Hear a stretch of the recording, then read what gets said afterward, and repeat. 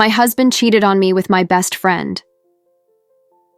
These words still echo in my mind like a surreal mantra, even now, a year later.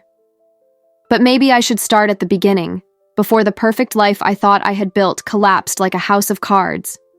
My name is Catherine Morgan, Kate to my friends, and for 22 years I believed I was the architect of an enviable life. A 3-story Victorian house on Maple Street in Meadowbrook, a charming town on the outskirts of Boston, where everyone knows each other by name. A solid marriage with Brian, the most successful real estate agent in the area. 2 wonderful children. Olivia, studying law at NYU, and Lucas, our 17-year-old teenager, the star of the school's swim team. I had been teaching literature at Meadowbrook High for 16 years. It wasn't a glamorous job, but inspiring teenagers to discover new worlds through books gave me a satisfaction I could never adequately explain to Brian. "It's just a job," he used to say. "It's not like you're changing the world."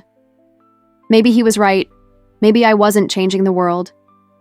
But when a troubled student finally connected with The Great Gatsby, or a shy girl found her voice through Emily Dickinson's poetry, I felt like I was doing something meaningful. Our house was the gathering spot for Thanksgiving dinners, birthday, parties, and summer get-togethers by the pool Brian insisted on installing 5 years ago, a networking necessity, as he called it. People always praised the decor, the work of Tiffany Sullivan, my best friend since college, and an interior designer with an impeccable eye for transforming spaces. Tiffany. The name now triggers an involuntary tightening in my stomach. Tiffany, with her perfectly styled blonde hair, designer clothes, and infectious laughter. Tiffany, Olivia's godmother and a constant presence in our lives for over 2 decades. Tiffany, who used to tell me she envied my perfect marriage while lamenting her own failed relationships. "You were so lucky to find Brian," she once said during one of our wine nights, about 6 months before everything fell apart. "Men like him are rare." I nodded, smiling with what I believed to be genuine gratitude. Now I wonder if I had missed a different glint in her eyes, a discordant note in her voice, some sign I should have noticed. Brian and I met in college. He was studying business while I was immersed in English literature.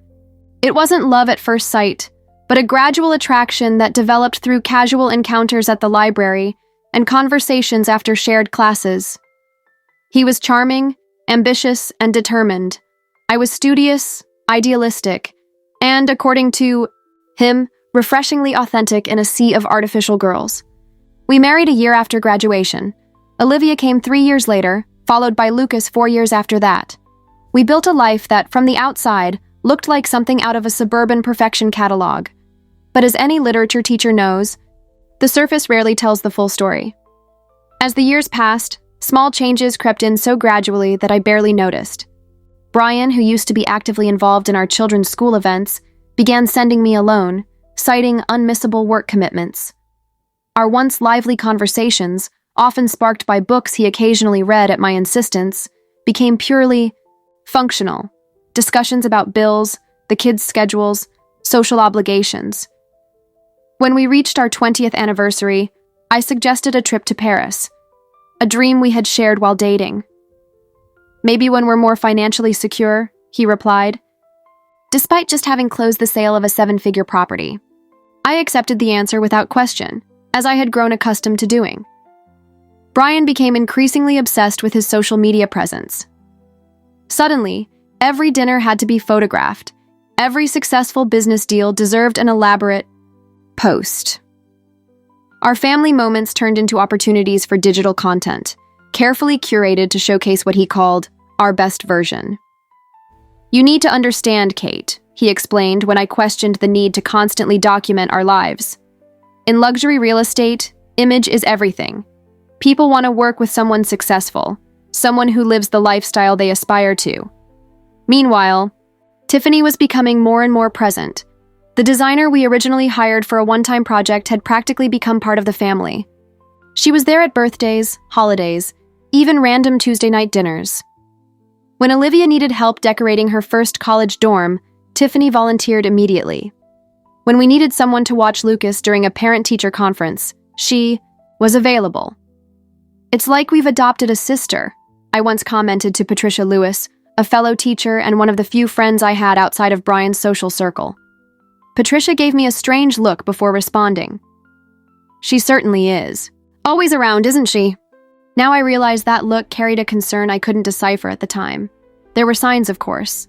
There are always signs. The way Brian started dressing differently, younger, trendier, his newfound interest in indie music that Tiffany loved, the messages he hid when I walked into the room, the late-night client meetings that became more frequent. One particular incident should have set off all the alarms. During a party at our house, about a year before everything exploded, I went to the kitchen to get more ice and found Brian and Tiffany talking far too closely.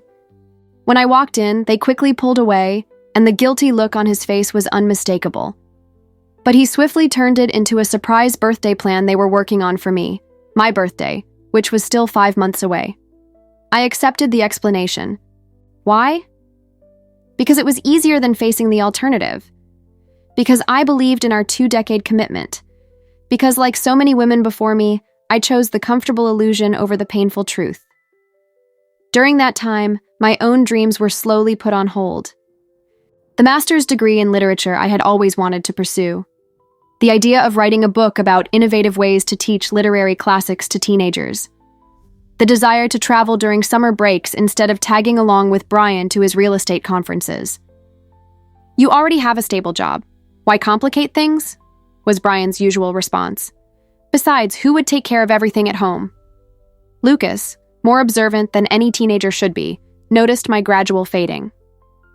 "You seem sad, Mom," he commented one afternoon when he found me staring out the window, holding an application form for a master's program I never submitted. "I'm just tired, sweetheart," I responded automatically. "You always say that," he insisted, "but this is different. It's like you're disappearing." I smiled and changed the subject, unable to explain to my 16-year-old son that even I didn't fully understand the growing emptiness I felt. How could I be unhappy when I had everything a woman was supposed to want?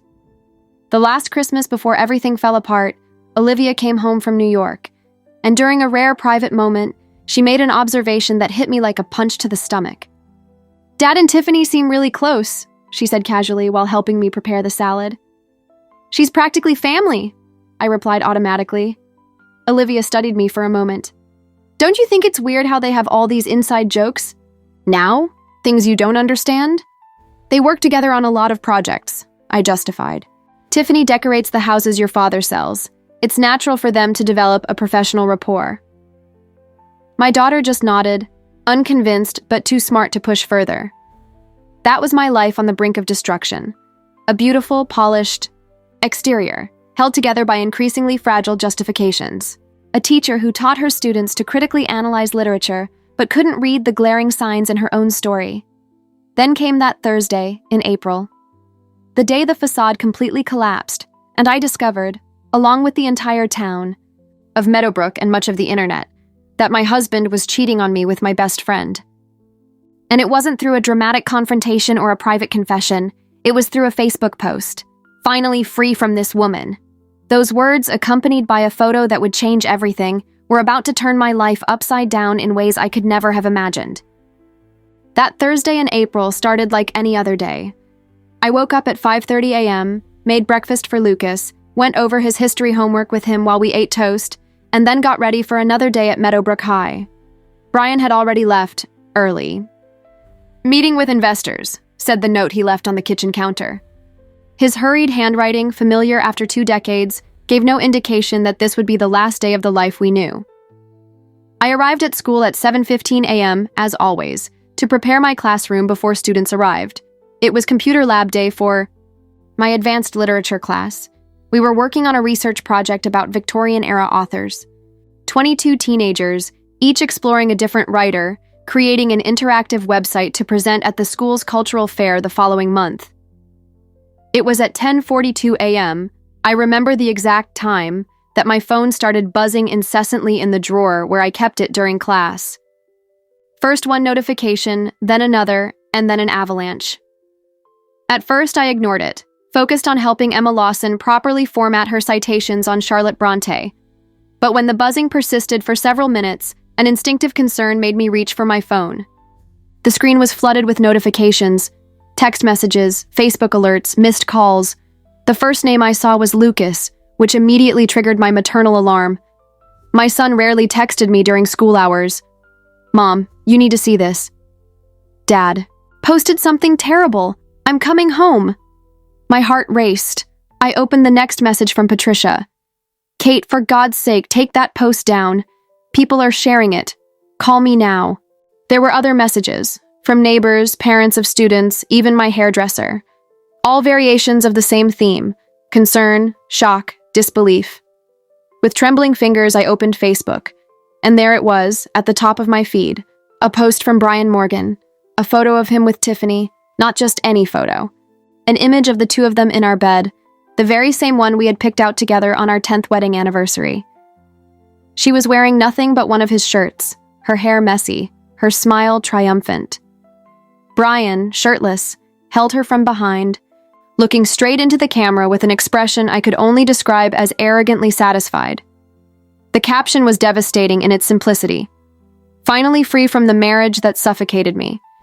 Life starts now. Thank you, Tiffany, for showing me what real love is. Shark new life, Chuck Dark's true love." The post already had 347 likes and 189 comments, among them a reply from Tiffany. "We deserve to be happy. Sorry, Kate, but it happened naturally. Some things just can't be avoided." I felt the blood drain from my face. The room spun around me. Vaguely, I registered that my students had stopped working and were watching me with expressions ranging from shock to curiosity to that awkward teenage pity. "Ms. Morgan?" Emma's voice seemed to come from far away. "Are you okay? You look pale." "Class. Dismissed," I managed to say, my voice eerily calm, detached from the chaos inside me. "We'll continue next time. Please save your work and you may go." There was a moment of confusion, but the students quickly gathered their materials. Some glanced at their phones, and with growing horror, I realized they had probably already seen the post. In a small town like Meadowbrook, news, especially scandalous news, traveled at the speed of light. When the last student left, I collapsed into my chair and scrolled through the comments. The humiliation deepened with every word. I read, "Go for it, Brian. Life's too short to stay in an unhappy relationship. Greg Wilson, whom we used to have dinner with every month. You two deserve all the happiness. Marcia Collins, mother of one of Lucas's best friends." Wow, what a way to make an announcement. Tom Baker, our next-door neighbor. There were a few comments of concern. "Brian, this is really public. Think about the kids." But most expressed support, or worse, that voyeuristic fascination with other people's tragedies. The most painful part was seeing names of people I had considered friends, people who had sat at my table, held my children as babies, shared confidences with me, all now liking, commenting, actively participating in the public demolition of my life. My phone rang in my hand. It was Patricia. "Where are you?" Her voice was urgent. "In the computer lab," I responded mechanically. "I'm coming. Don't drive in this state." I sat there, frozen, until Patricia arrived 5 minutes later, breathless from running down the hall. She closed the door behind her and pulled me into a hug without a word. Only then did the tears come, not the desperate sobbing that would come later, but silent tears of pure shock. "We need to get you out of here," she finally said. "Half the school has already seen it. Principal Thompson is trying to contain the damage, but..."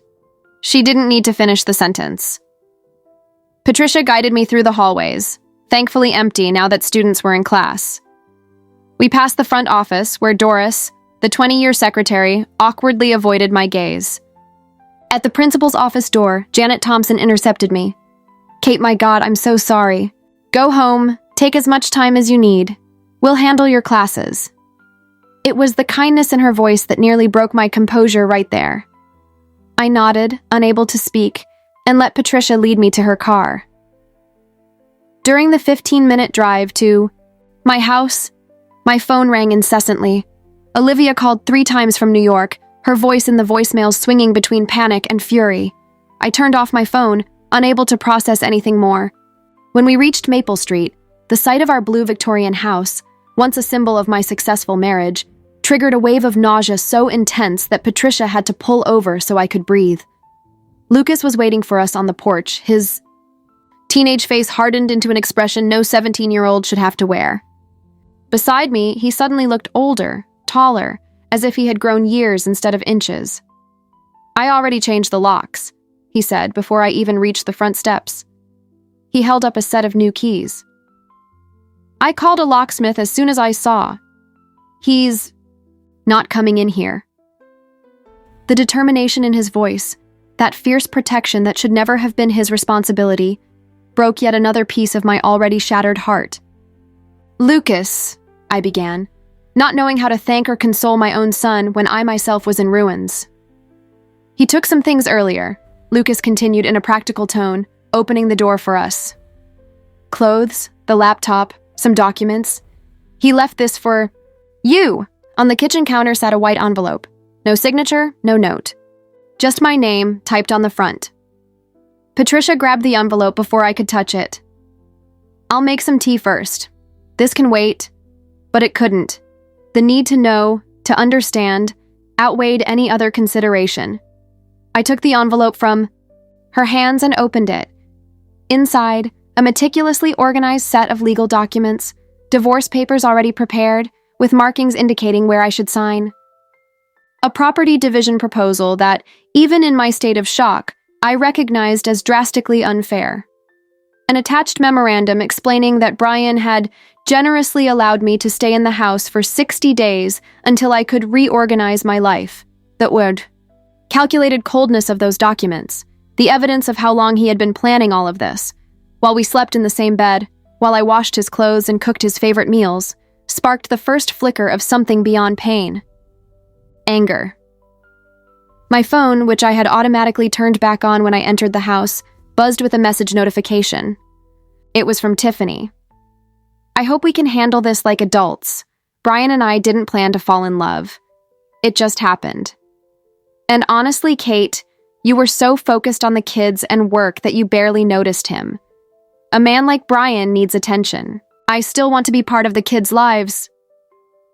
Lucas, reading over my shoulder, let out a word that normally would have earned him a reprimand. "She's got some nerve," he said, his voice shaking with restrained anger. After everything, after all the times we let her into our home, that was when the full reality hit me. It wasn't just my husband who had betrayed me, it was my best friend, the woman who held my hand during Lucas's difficult birth, who comforted me when my father passed away, who knew my fears, my insecurities, my unfulfilled dreams.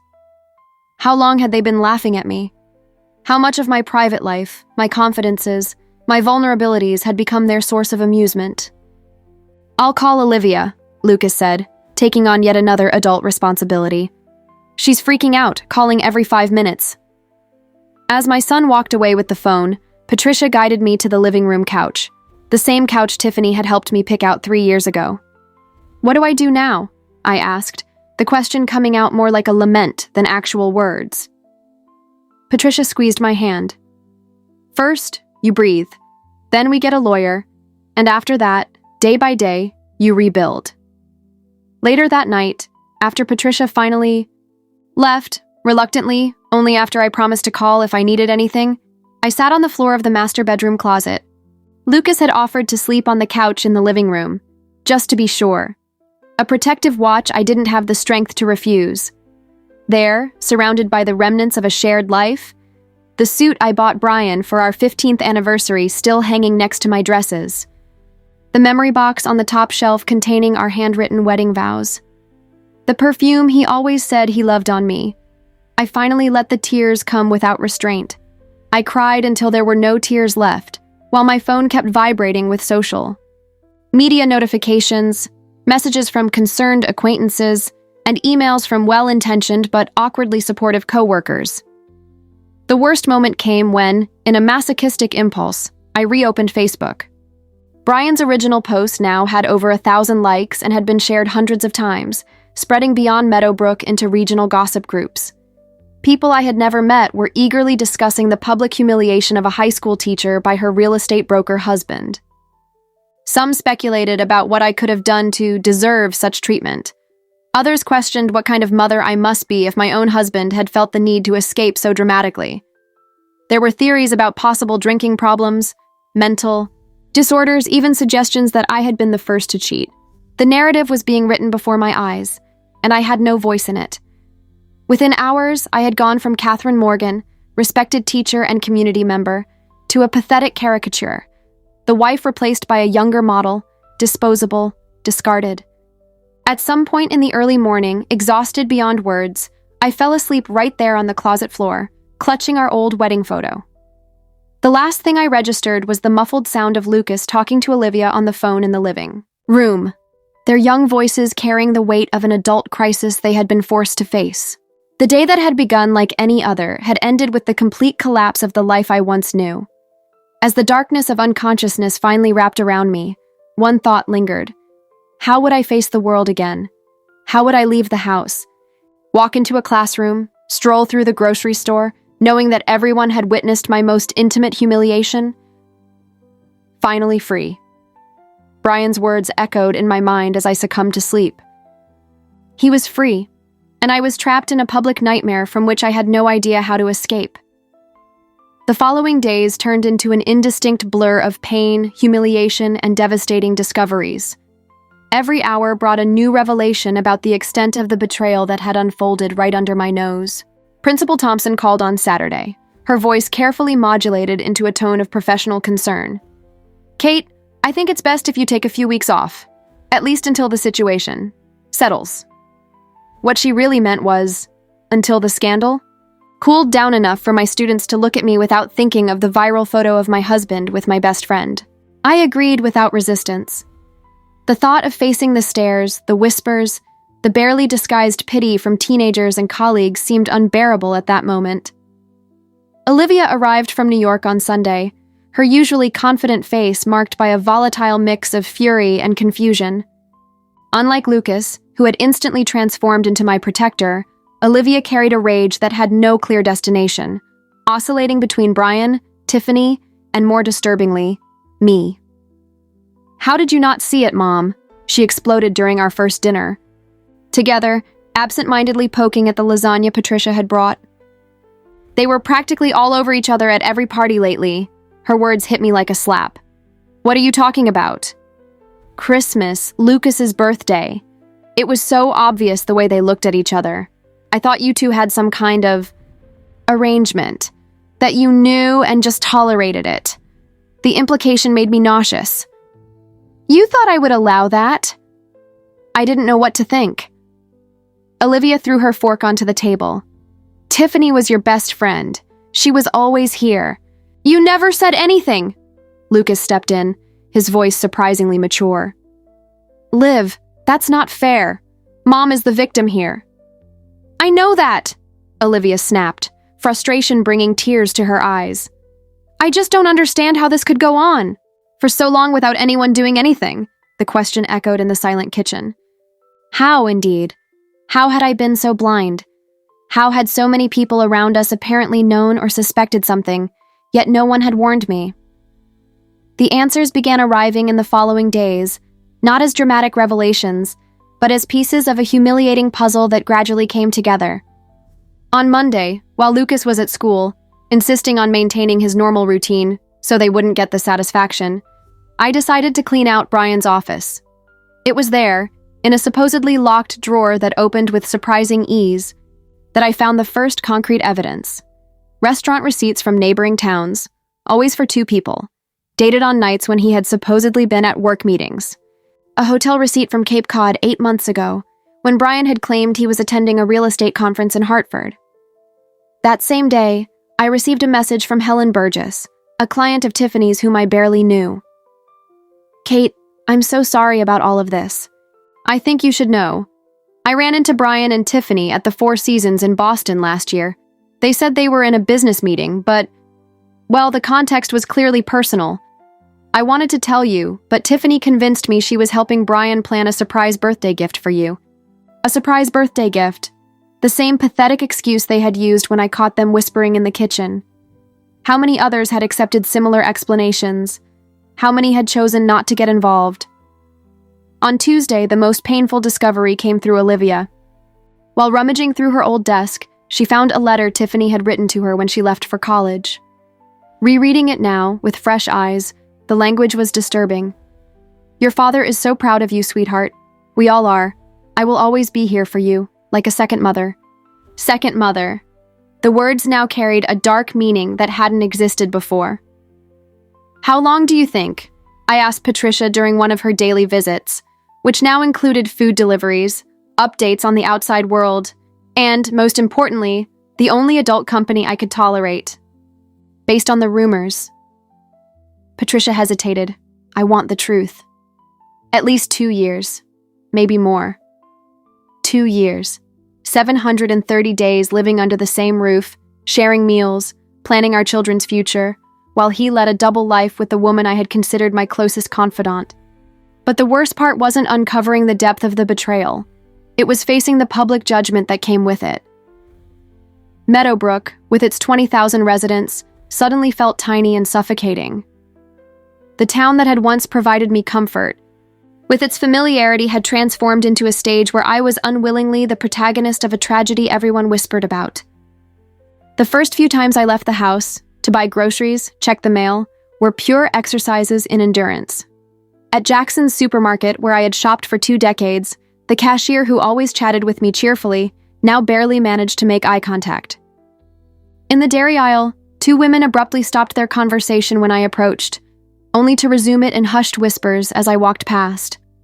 The worst was running into Deborah Wilson, wife of Greg Wilson, the same Greg who had commented, "Go for it, Brian," on that infamous Facebook post. Deborah, who had dined at my house dozens of times, approached me with that carefully rehearsed look of pity I had started to recognize and despise. "Kate, dear, how are you? We're all so worried." "I'm surviving, Deborah. Thanks for your concern." My response was rehearsed, mechanical. "This must be so hard." She squeezed my arm. "You know, things like this happen for a reason. Maybe this is an opportunity for you to reevaluate, make some changes." I looked at her, momentarily confused. "What kind of changes?" "Well," she lowered her voice conspiratorially, "I've always thought you could put in a little more effort, you know? Brian is such a dynamic, vibrant man. Men like that need constant stimulation." The implication was clear. It was my fault. I hadn't been enough, attractive enough, interesting enough, dedicated enough. As if 2 decades of building a home, raising children, and supporting Brian's career while maintaining my own hadn't been enough effort. "Thanks for the advice, Deborah," I replied, surprised by my own calm. "Say hi to Greg for me. I'm glad you two have a marriage where he gets all the stimulation he needs." I left before she could respond, but the interaction stayed with me, joining the growing chorus of unsolicited advice that started, "Coming from all sides. You should have paid more attention to him. Maybe if you dressed up more. Men have different needs. Maybe this is a blessing in disguise, a chance to find someone more compatible with your age." That last one, from Janet Miller, a fellow parent and 10 years older than me, was particularly revealing.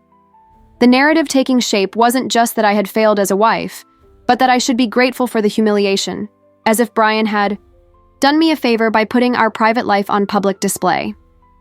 Social media, which I had rarely engaged with before, became an impossible minefield. No matter how hard I tried to avoid it, I couldn't help but hear about the comments from acquaintances on Brian's original post, which he refused to take down despite Lucas's pleas. Worse, there were the constant updates from Brian and Tiffany, now openly a couple, sharing their new happy life while I tried to piece mine back together. Within weeks, my social circle had shrunk dramatically.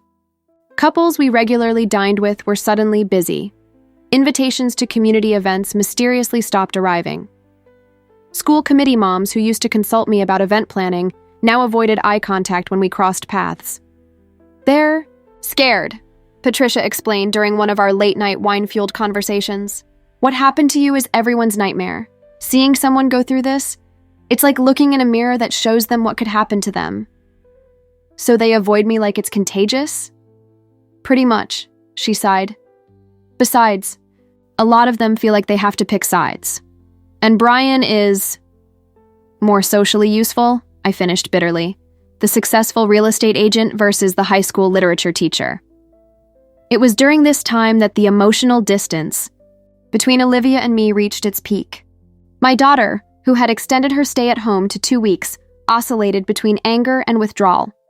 One night, after an especially tense phone call with Brian, she exploded. "Why aren't you fighting harder? Why are you just accepting this?" "What exactly do you want me to do, Olivia?" I asked, exhausted. Post my own humiliating version on Facebook? Create an even bigger public scandal? Anything would be better than this. This pathetic acceptance. You're letting them win. Her words hit me like a physical blow. Pathetic. That's how my own daughter saw me. It's not a competition, Olivia. It's my life being torn apart. I'm sorry if my way of handling it isn't. Dramatic enough for you. She stormed out, and the next morning, she announced she was going back to New York earlier than planned. I need to focus on my studies. There's nothing I can do here anyway. Meanwhile, Lucas remained firmly by my side. My teenage son, who used to spend hours locked in his room playing video games, now rarely left my side. I realized he had taken on a protective role that shouldn't have been his responsibility. "How are things at school?" I asked over dinner, trying to shift the focus to his life. "Fine," he replied evasively. "Lucas, some idiots made comments. It doesn't matter." "What kind of comments?" He pushed his food around, reluctant. "Just nonsense. About Dad's post. About you." The thought of my son facing ridicule because of Brian's betrayal was almost unbearable. "I'm sorry you have to deal with this. It's not fair." "It's not your fault, Mom," he said, with an astonishing level of maturity. "It's theirs. Everyone knows that." But did they? Judging by the public interactions, online comments, and gossip that reached me, the dominant narrative seemed to be that, somehow, I had failed, as a wife, as a woman, driving Brian into Tiffany's arms, as if the betrayal had been a natural conclusion rather than a deliberate choice made by two people who were supposed to love me.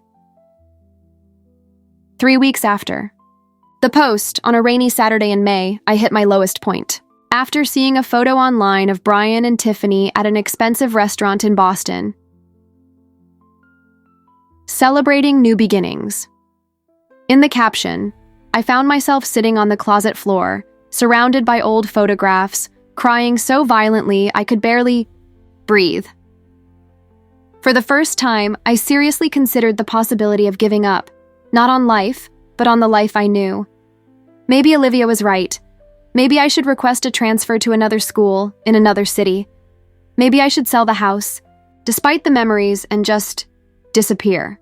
Start over somewhere no one knew my story, where I wouldn't forever be the woman Brian Morgan left for her best friend. At that moment, when I felt completely alone, my phone rang, an unknown number. I almost didn't answer, fearing yet another well-meaning person offering unsolicited advice. But something, maybe desperation for any human connection, made me pick up the call. "Catherine, this is Maggie Collins from the public library." I vaguely recognized the name, Margaret Maggie Collins, the elderly librarian who always seemed to recommend books that ended up being exactly what I needed. Over the years, we had exchanged brief conversations, but never beyond literature discussions.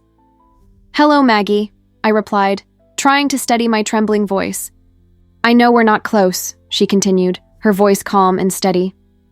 "But I went through something similar 30 years ago when my husband ran off with my sister.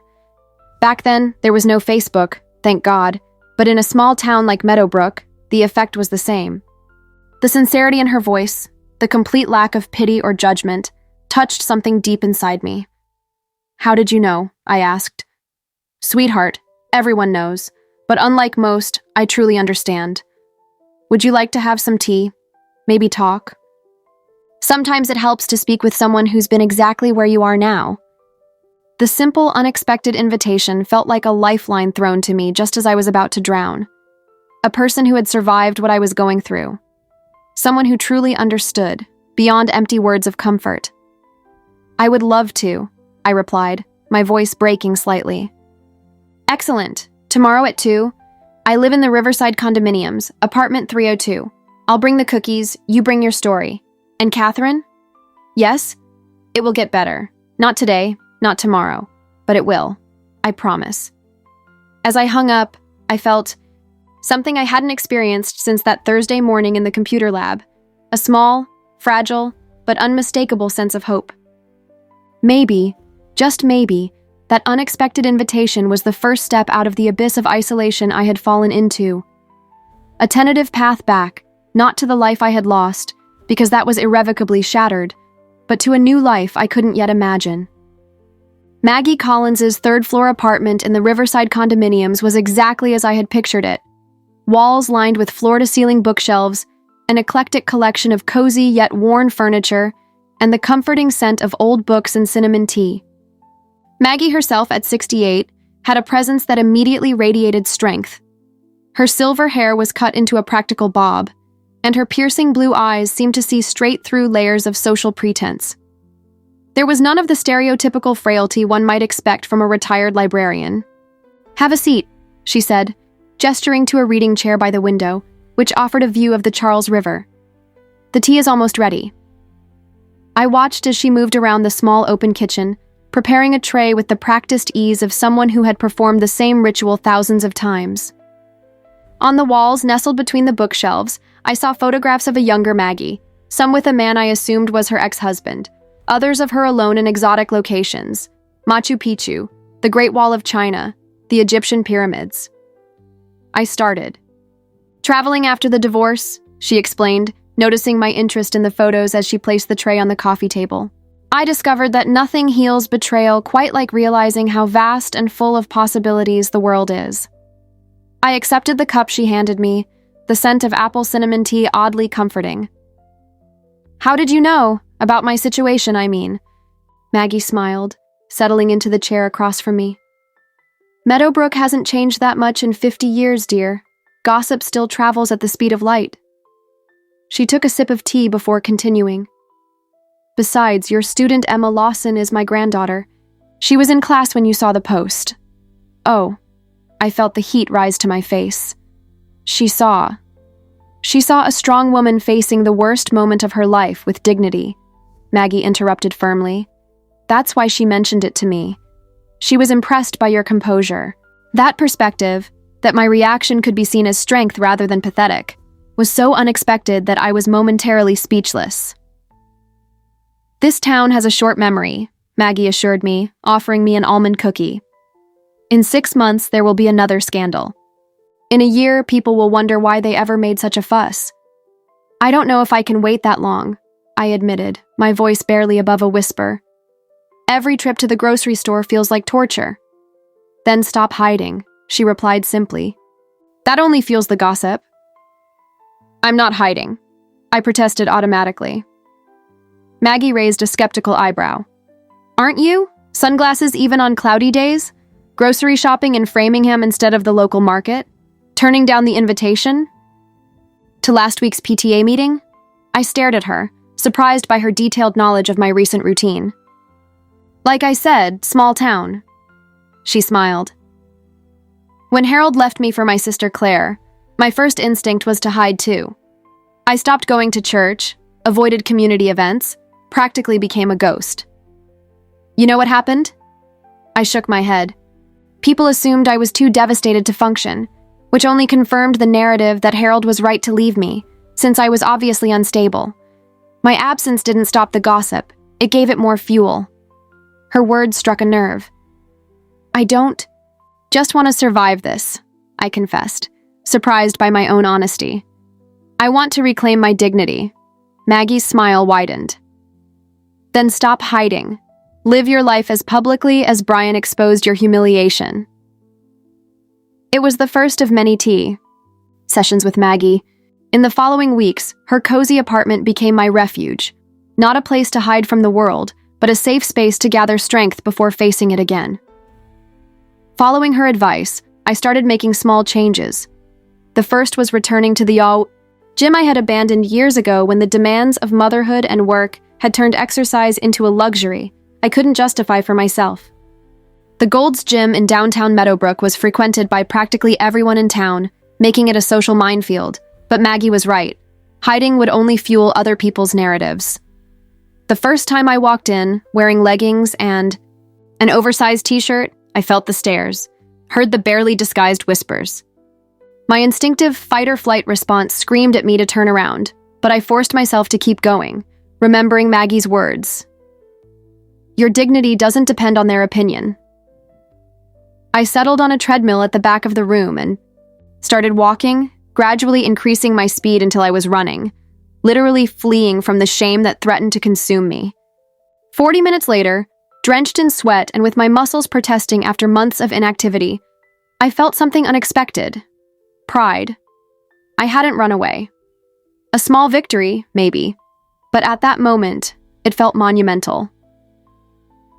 The second change happened spontaneously. After 6 weeks of avoiding the mirror, I really looked at myself one morning. Hollow eyes, a gaunt face, the brown hair I had kept in the same conservative cut. Because Brian liked it. Without thinking twice, I picked up the phone and called Bella's salon on the other side of town, where no one would know me. I want something completely different. I told the stylist, a young woman with purple streaks in her hair and a kind smile. Something I've never had the courage to do. 3 hours later, I emerged with a modern cut that framed my face, subtle caramel highlights brightening the brown, and the strange sensation that I had reclaimed a small piece of myself. When Lucas saw me, his jaw literally dropped. Mom, you look... Wow. It was the first time I had seen him genuinely smile since the day of the post. Encouraged, I took the third step. I started wearing the colorful clothes I had always admired but rarely bought, favoring the neutral, classic tones Brian considered appropriate. A red blouse for teaching, a yellow dress for the bank, turquoise heels. I had impulsively bought years ago but never had the courage to wear. Each small change was a silent declaration. I'm here. I won't disappear. I am not defined by what was done to me. By the end of May, I returned to teaching. Principal Thompson had been surprisingly understanding about my extended leave, but the school year was coming to an end, and I felt I needed to face that environment again before summer began. My first morning back was exactly as uncomfortable as I had feared. Some colleagues were overly cheerful, others painfully formal. The students, being teenagers, alternated between barely concealed curiosity and genuine awkwardness. But at the end of the day, something unexpected happened. Emma Lawson, Maggie's granddaughter, waited until everyone had left and approached my desk. Ms. Morgan, I just wanted to say it's good to have you back. Our substitute didn't understand Victorian literature at all. The comment, so normal, so focused on academics rather than personal matters, was like a breath of fresh air. Thank you, Emma. It's good to be back. She hesitated at the door. And your hair looks amazing. That was the same day that the discovery that would change everything happened, after years of letting Brian handle our finances. You already have so much to worry about, sweetheart. I finally decided to check our bank accounts to understand my financial situation. Patricia accompanied me to Chase Bank, where I was treated with an uncomfortable mix of pity and suspicion by the manager, as I requested detailed statements from the past few years.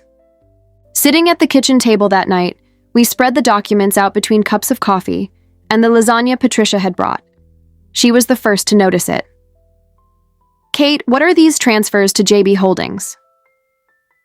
I examined the numbers. Regular transfers, always on the 5th and 20th of each month, ranging from $1,500 to $3,000, going back more than 3 years. I have no idea. I've never heard of that company. Patricia, whose husband was an accountant, wore a concerned expression. This doesn't look right. The frequency, the irregular but substantial amounts.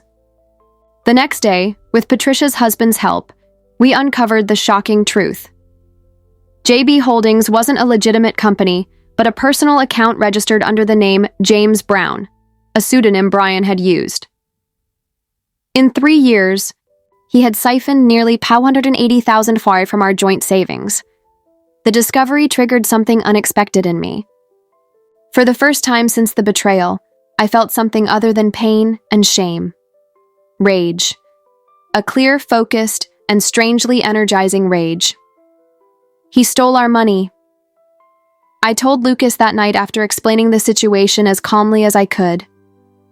Money for your college, for our retirement.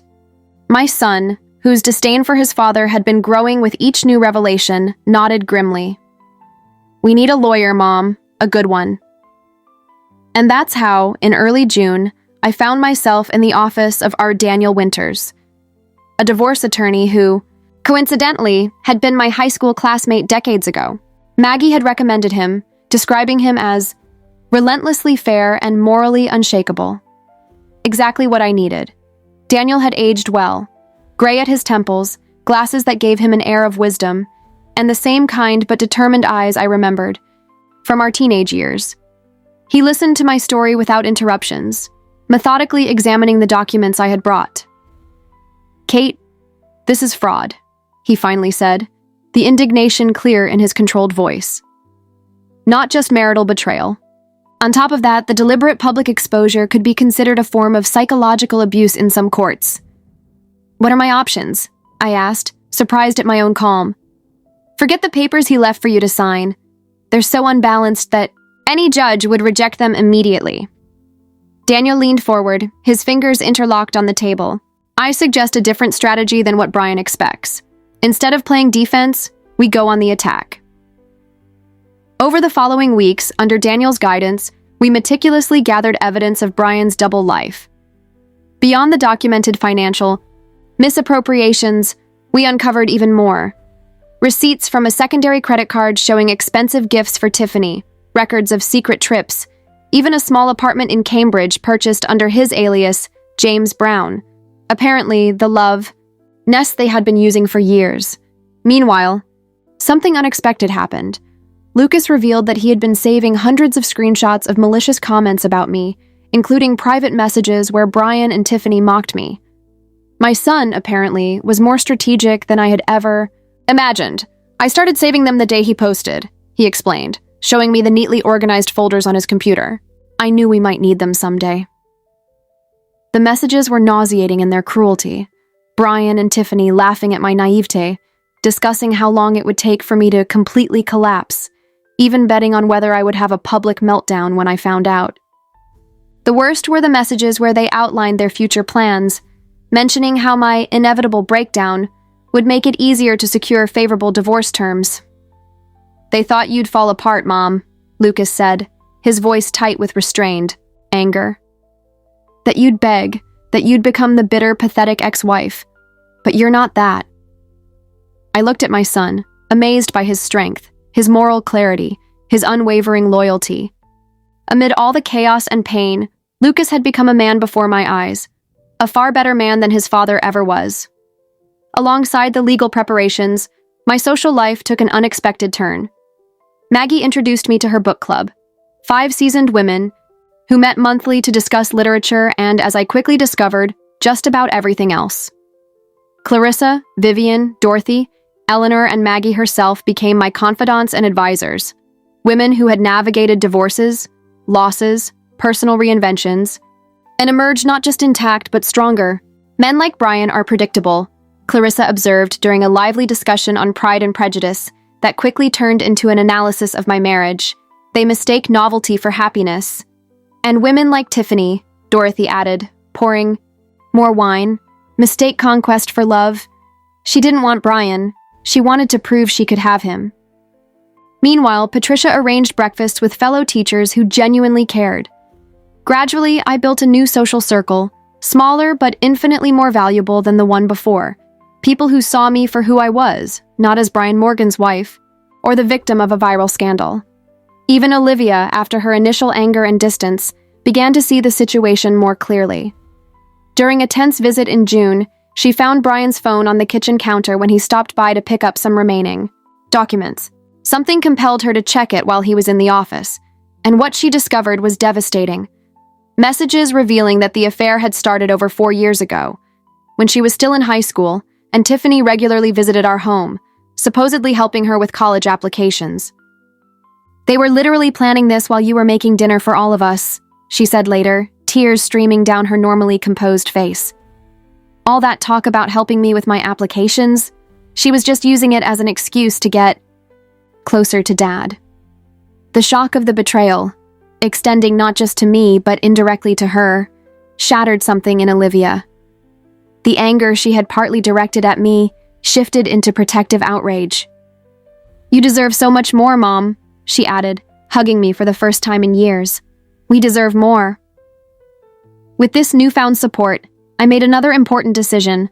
I enrolled in the master's program in English literature that I had postponed for over a decade.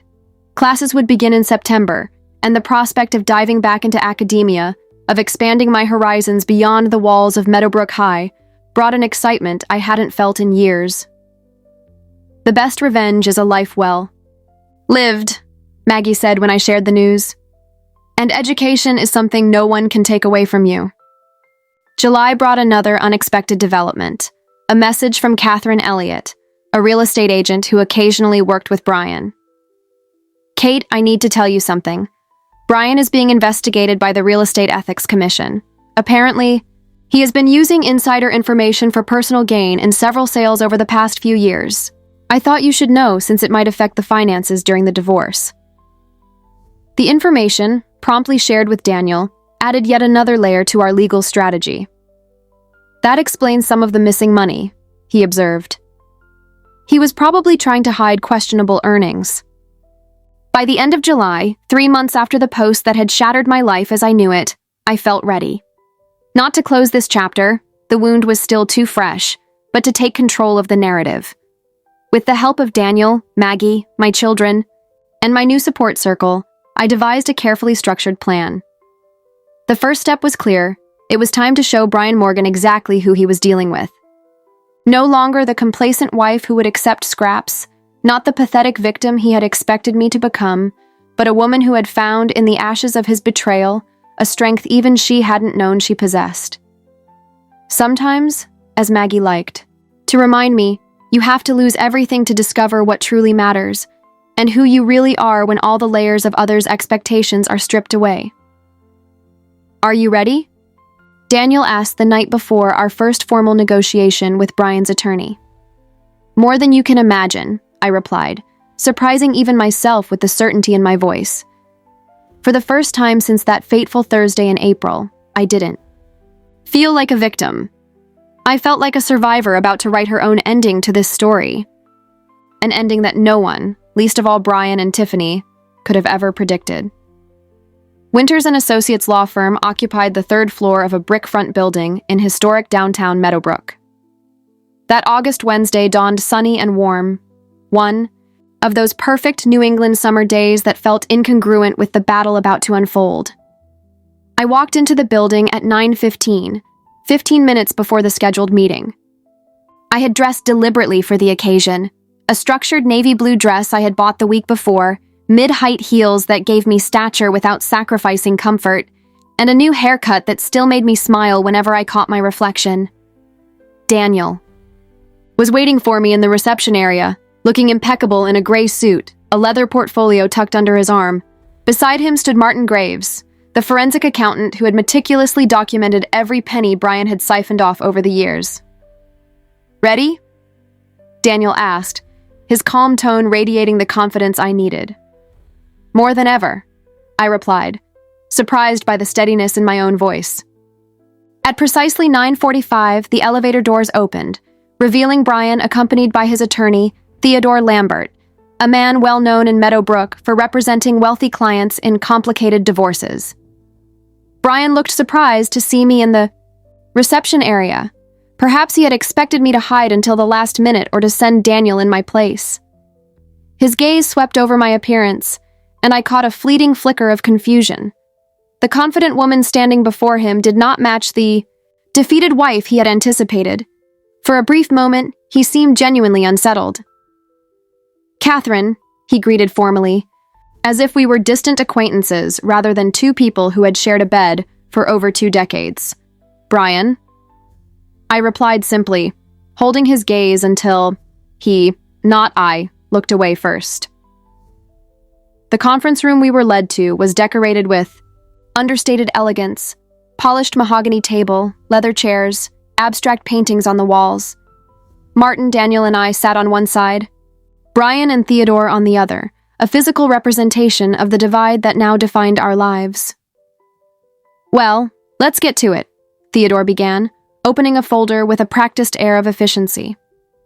"We received Mrs. Morgan's rejection of Mr. Morgan's initial proposal. We're here to negotiate more reasonable terms." Daniel smiled politely. "Actually, Mr. Lambert, we're not here to discuss modifications to the original proposal. That document was so fundamentally inadequate that it doesn't even serve as a starting point." Theodore frowned, clearly unaccustomed to having his approach dismissed so outright.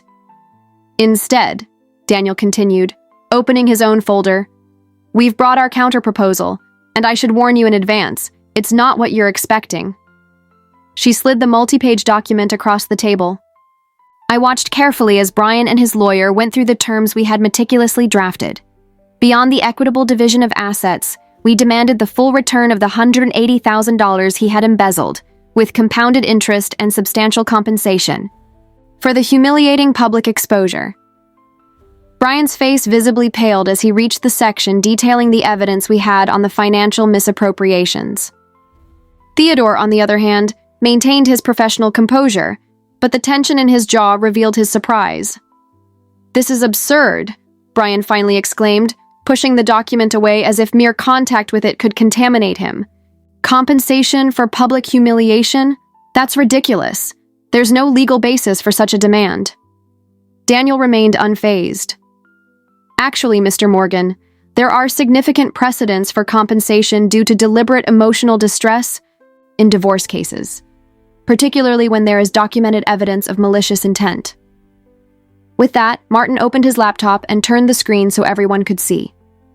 Displayed was one of the hundreds of screenshots Lucas had collected, a Facebook Messenger conversation between Brian and Tiffany, dated 2 days before the infamous post. Brian: "She's going to completely lose it when we post. I can't wait to see her face fall apart." Tiffany: "Maybe this is too cruel. What if we wait until after the divorce?" Brian: "No. The more humiliated she is, the more desperate she'll be. She'll take any deal just to get it over with. Trust me." The silence that followed was absolute. Theodore cleared his throat, visibly uncomfortable. Brian stared at the screen, his face now a mask of shock and something else. Guilt, maybe, or simply fear of the consequences of his actions. "How did you—" he began to ask. "We have much more," I interrupted, speaking for the first time since the meeting started. "Lucas is surprisingly meticulous in his documentation. Apparently, a trait he didn't inherit from you." Theodore quickly regained control of the situation. "Were these messages obtained legally? Because if my client did not authorize access to his private accounts..." "All communications were captured from devices belonging to members of the Morgan family or from public posts," Daniel replied smoothly. "Completely admissible in court, should it come to that." Martin continued presenting evidence, bank statements documenting the systematic embezzlement, credit card records showing extravagant spending on Tiffany, emails revealing Brian's calculated planning for the divorce. The reaction was exactly as we expected: initial outrage, followed by denial, culminating in veiled threats. "This is harassment," Brian protested. "You're twisting private conversations to make me look like a monster." "The words are yours, Brian," I responded calmly. No one had to twist anything. Theodore, realizing how quickly the situation was unraveling for his client, leaned forward. "Let's all stay calm. It's clear there are significant disagreements over the facts. Perhaps we should adjourn so I can review these allegations carefully." Daniel smiled. "Fine by me. but I should warn you that every day of delay only strengthens our case. The Real Estate Ethics Commission's investigation into your client is moving quickly, and we have reason to believe unfavorable conclusions are imminent." Brian turned even paler. "How do you know about that?" "As my colleague mentioned," Martin interjected, "we've been quite thorough in our investigation." After nearly 2 hours of tense discussions, the meeting ended with the promise that Theodore would contact Daniel in the coming days after further consultations with his client. As we stood to leave, Brian suddenly called out to me, "Kate, can I speak with you alone? Just for a minute?" Daniel gave me a questioning look. I nodded briefly, signaling that it was fine. "We'll be in the hallway," he said, leaving with Martin. Once the door closed, Brian and I faced each other, for the first time since our private life had been exposed to the public. I studied him carefully, this man I had known for more than half my life. He looked older, more exhausted, the arrogant confidence he displayed online noticeably absent. "What happened to you?" he finally asked, his voice a mix of surprise and something that sounded like reluctant admiration. "You happened?" I answered simply. "Or more precisely, what you did." He shook his head slowly. "I've never seen you like this. So, strong? Determined? Maybe I always was, Brian. You just never really looked." A flash of anger crossed his face. "So this is all about revenge then? Ruining my reputation? My career?" "No," I answered honestly. "It's about justice, about consequences for actions, something you apparently never considered while meticulously planning to destroy the life we built." He looked away, unable to hold my gaze. "It's Tiffany, isn't it? You can't stand seeing us happy." The question was so disconnected from reality, so narcissistically self-centered, that I almost laughed. "Brian, this might surprise you, but my life no longer revolves around you, or Tiffany. I moved past both of you the moment I decided I wouldn't be defined by your betrayal." I turned to leave, then paused at the door. "By the way, how's Tiffany? Still posting pictures of you two at expensive restaurants to prove to the world how happy you are?" Something in his expression shifted. A fleeting flicker of doubt, maybe even regret. But I didn't wait to analyze it. With a confidence that would have seemed impossible months earlier, I walked out of the room, closing the door gently behind me. The second step of our plan came the following week. With careful legal guidance to avoid any possibility of defamation, I created a blog called Rebuilding After Public Betrayal, where I began sharing my journey, not with anger or revenge, but with absolute honesty. The first post was simple. On April 17th, I woke up as a 22-year-old wife. By noon, the entire online world knew my husband was cheating on me with my best friend, thanks to a viral post they deliberately shared. This blog isn't about them, it's about what comes after, about how we rebuild when the ground disappears beneath our feet, about how we find strength when we believe all strength has been taken from us. I shared not just the betrayal, but the transformation. Going back to the gym, rediscovering old passions like photography and writing, planning my return to university for my master's degree. I wrote about the social isolation that follows. A public scandal, about how communities pick sides, about the pain of losing not just a partner, but an entire carefully built life. To my surprise, the blog quickly gained traction, first in Meadowbrook, then beyond. Comments started pouring in, mostly from women sharing similar stories. Some locals, recognizing themselves in the carefully anonymized descriptions, began approaching me at the grocery store or the gym, not with awkward pity anymore, but with genuine solidarity. "Your blog gave me the courage to finally leave my abusive husband," one reader wrote. "I thought I was the only one who had friends disappear after my divorce. Thank you for showing me I'm not alone," another commented. Some neighbors who had avoided me started sending messages of support. Janet Miller, the same one who had once suggested I should be grateful that Brian left me, showed up at my door with a homemade cake and an awkward apology. "We judged you unfairly," she admitted, avoiding my gaze. "It's more comfortable to believe these things happen because someone did something to deserve it, because the alternative is admitting it could happen to any of us." The narrative was shifting gradually. Not in a dramatic or absolute way. There were still stares, still judgment, but the balance was slowly tilting. The third development came unexpectedly. A former client of Tiffany, Elizabeth Morgan, no relation to us, sued her for misusing funds meant for decorating her house to finance romantic trips with Brian. The news spread through town like wildfire, raising questions about both their professional integrity. Apparently, she used clients' credit cards to buy plane tickets and hotel reservations for the two of them. Patricia informed me during one of our weekly lunches. 4 different clients have already come forward. As public opinion gradually shifted, Brian and Tiffany ramped up their attempts to paint me as a bitter, neglectful wife. Social media posts implied I had been emotionally distant, concerned. Comments about my mental stability surfaced, and even veiled suggestions that I was stalking the happy new couple. That was when Lucas finally used the most damning material he had collected.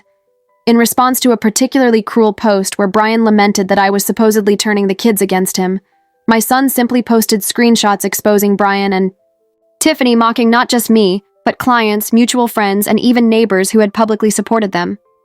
"Oh my God, Deborah Wilson looks like a walking couch in that floral dress," Tiffany had written. "Greg is so desperate to close that sale he'd practically lick the floor the client walks on." Brian had commented about his supposed close friend. "Janet Miller thinks she's so sophisticated with that fake accent, as if no one knows she grew up in a trailer in New Hampshire." Tiffany had sneered. The effect was immediate and devastating. The couple who had presented themselves as victims of inevitable love were exposed for ridiculing the very people whose support they sought. Businesses started canceling contracts with them. Social invitations mysteriously vanished. Brian's Facebook page, once filled with supportive comments, suddenly fell silent. Tiffany completely shut down her Instagram account after a flood of negative comments from former clients and friends. The final blow came during the divorce negotiations when we discovered, through documents Brian was forced to provide, that he had pressured Tiffany to quietly cancel my health insurance months before the public exposure. This despite knowing about my pre-existing condition, a mild heart condition requiring regular medication, which would make it nearly impossible for me to obtain affordable individual coverage. "He literally put your health at risk to save money," Daniel observed, his normally controlled voice tinged with outrage, while spending thousands on gifts for her. This revelation, combined with the documented financial misappropriations, resulted in a surprisingly favorable divorce settlement. Faced with the possibility of a public trial where all these matters would be exposed, Brian agreed to practically all of our demands. On a cold October morning, 6 months after the post that was supposed to destroy me, I signed the documents officially ending my 22-year marriage. Sitting in Daniel's office, the heavy pen in my hand, I felt a complex mix of emotions. Sadness for the end of something that had defined half my life, relief at finally closing this chapter, and something else. Pride. Not because of the favorable financial settlement or the small measure of justice I had won, but because of what I had discovered about myself in the process. The woman who signed those papers was not the same one who had watched her life collapse in a computer lab 6 months earlier. "How do you feel?" Daniel asked after putting away the signed documents. I reflected for a moment before responding. "Like I'm finally free," I said, deliberately echoing the words Brian had used to humiliate me, but not in the way he imagined. That afternoon, walking down Maple Street toward the house that was now legally mine alone, I realized Brian had been right about one thing. Someone had truly been set free that Thursday in April. It just wasn't who he thought. A year has passed since that fateful Thursday. New England's golden autumn once again painted the trees of Meadowbrook in shades of amber and red. Dry leaves danced along the sidewalks of Maple Street, and the windows of the blue Victorian house glowed warmly against the increasingly early dusk. Inside that house, my house, the transformation was even deeper than the change of seasons outside. The divorce settlement allowed me to keep our home, along with significant compensation for the diverted funds. Some questioned my decision to stay in a place filled with so many painful memories. "Wouldn't it be easier to start fresh somewhere else?" Olivia asked during one of her monthly visits. "Maybe," I answered honestly. "But this house holds more good memories than bad. You both grew up here, and I don't want what Brian did to force me to abandon something that is also mine." The truth is, the house no longer felt the same. In the months after the divorce, with Patricia's help and Maggie's book club, I completely transformed. It not with the kind of lavish renovations Tiffany had so often suggested, but with changes that reflected my own personality. The office that once housed Brian's trophies and certificates became my study and writing space, deep teal walls, framing bookshelves packed with novels. The master bedroom was completely redone. New bed, new colors, new energy. The dusty, happy family photos were replaced with more recent, authentic images. Lucas at his high school graduation, Olivia at her first legal case as an intern, me with my support group during a charity walk. "I like this one," Lucas said, pointing to a particular photograph on the living room shelf. Me at the top of Mount Monadnock, arms raised in triumph against the blue sky, hair blowing in the wind, a radiant smile on my face. The photo, taken during a hike with the book club, captured not just a moment, but a transformation. I enrolled in the master's program I had always dreamed of, taking classes at night and on weekends. As I delved into advanced literary analysis and critical theory, my intellectual world, so long confined to high school curricula, expanded rapidly. At 47, I rediscovered the joy of pure learning, free from practical expectations or the need to justify it to anyone else. "You seem more alive now," Patricia observed during one of our Friday lunches. "Your eyes have a different sparkle when you talk about your studies." My blog turned into something far greater than I ever imagined. What started as a therapeutic exercise to process my trauma became a vibrant community of mutual support. With Maggie's guidance, I began offering workshops on emotional recovery and financial independence after personal trauma, first at the local library, then in neighboring towns as demand grew. "You've turned your pain into purpose," Maggie said during one of our planning sessions. "That's rarer and more precious than people realize." Olivia, who had initially reacted with anger and distance to the family's breakup, surprised all of us by announcing her transfer from NYU to Boston Law School, just 30 minutes from Meadowbrook. "The experience with Dad made me realize that I want to specialize in family law," she explained during a Sunday dinner. "I want to help people like you, Mom, people who need someone truly on their side during the worst moments of their lives." Our relationship, once tense and distant, unexpectedly flourished as we found a new balance, not just as mother and daughter, but as adult women navigating turbulent waters together.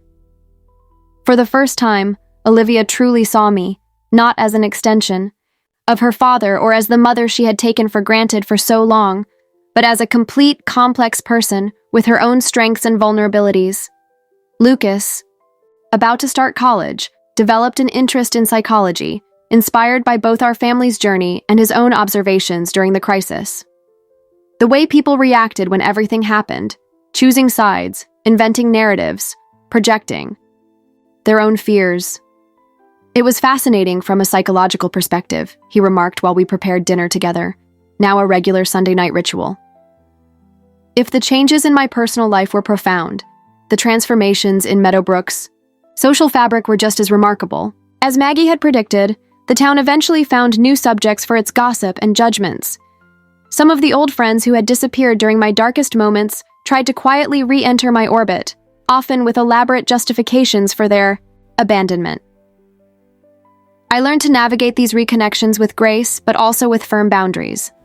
Some relationships were permanently altered, while others were slowly rebuilt on new, more honest foundations.